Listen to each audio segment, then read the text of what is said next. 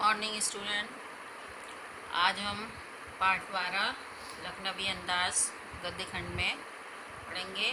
इसके लेखक हैं यशपाल। सबसे पहले हम लेखक का परिचय और उनके व्यक्तित्व तथा कर्तृत्व के बारे में जानेंगे। सुप्रसिद्ध साहित्यकार यशपाल का जन्म 3 दिसंबर 1903 को पंजाब स्थित फिरोजपुर छावनी में हुआ था। उनके पिता का नाम हीरालाल और माता का नाम प्रेम देवी था। फिरोजपुर में मैट्रिक प्रथम श्रेणी में उत्तीर्ण करने के बाद लाहौर के नेशनल कॉलेज से बीए की शिक्षा ग्रहण की। वहीं उनकी मुलाकात भगत सिंह और सुखदेव से हुई। स्वाधीनता आंदोलन में भाग लेने के कारण उन्हें जेल की यात्रा भी करनी पड़ी। उनकी मृत्यु 26 दिसंबर 1976 को हुई। यशपाल की रचनाएं विविध रूपों में प्रकट होती हैं। कहानी संग्रह, ज्ञानदान, पिंजरे की उड़ान, तर्क का तूफान, वदुलिया, धर्मयुद्ध, फूलों का कुर्ता, ज्ञानदान, उत्तराधिकारी, चित्र का शीर्षक, सच बोलने की भूल, उत्तमी की माँ। ये कहानी संग्रह है। निबंध है, न्याय का संघर्ष, बात बात में, चक्कर क्लब, देखा समझा आदि। उपन्यास, झूठा सच, अमिता, पार्टी कामरेड, दादा कामरेड, मेरी तेरी और उसकी बात।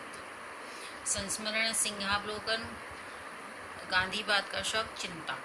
नाटक, नशे नशे की बात, रूह की परख, गुड बाई, दर्द दिल।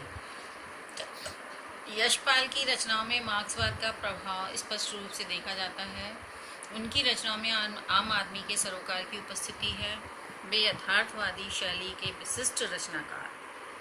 सामाजिक विषमता, राजनीतिक पाखंड और रूढ़ियों के खिलाफ उनकी रचनाएं मुखर है। भाषा शैली, यशपाल जी की भाषा में स्वाभाविकता, सजीवता और रचनागत विशेषता है। उनकी भाषा अत्यंत सरल, सहज, पात्रानुकूल तथा भावाभिव्यक्ति में समर्थ है। भावाभिव्यक्ति यानी भावों को अभिव्यक्त करने में।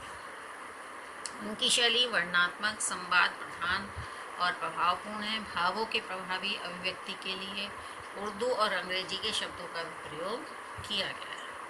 तत्सम शब्द जैसे सज्जन, सतृष्ण, निश्वास, चक्षु, ज्ञान, विघ्न आदि उर्दू शब्द हैं।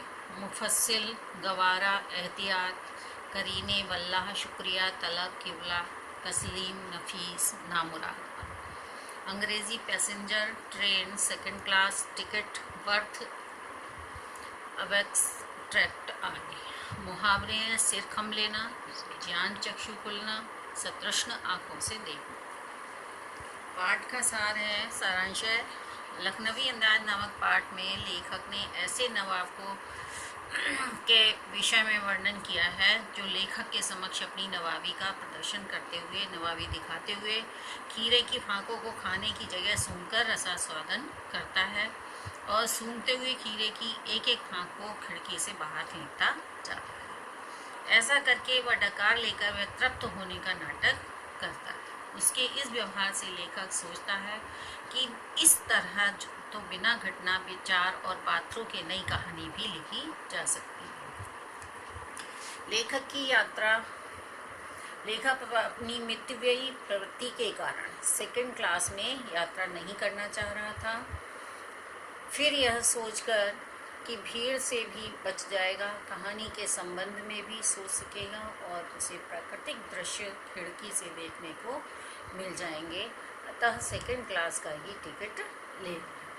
गाड़ी छूट रही थी, भागकर सेकंड क्लास के डिब्बे में चढ़ गया। लेखक को अनुमान था कि डिब्बा खाली होगा, लेकिन उसने देखा कि एक बर्थ पर लखनऊ के नवाबी अंदाज में एक सफ़ेद पोश सज्जन पालथी मारे बैठे थे, जिनके सामने तौलिया पर 2 चिकने खीरे रखे हुए हैं। लेखक का सहसा आ जाना उन्हें अच्छा नहीं लगा। नवाब साहब ने लेखक के प्रति कोई रुचि नहीं दिखाई और न लेखक ने ही परिचय करने का प्रयास किया। लेखक ने उनकी तरफ से आंखें चुरा ली।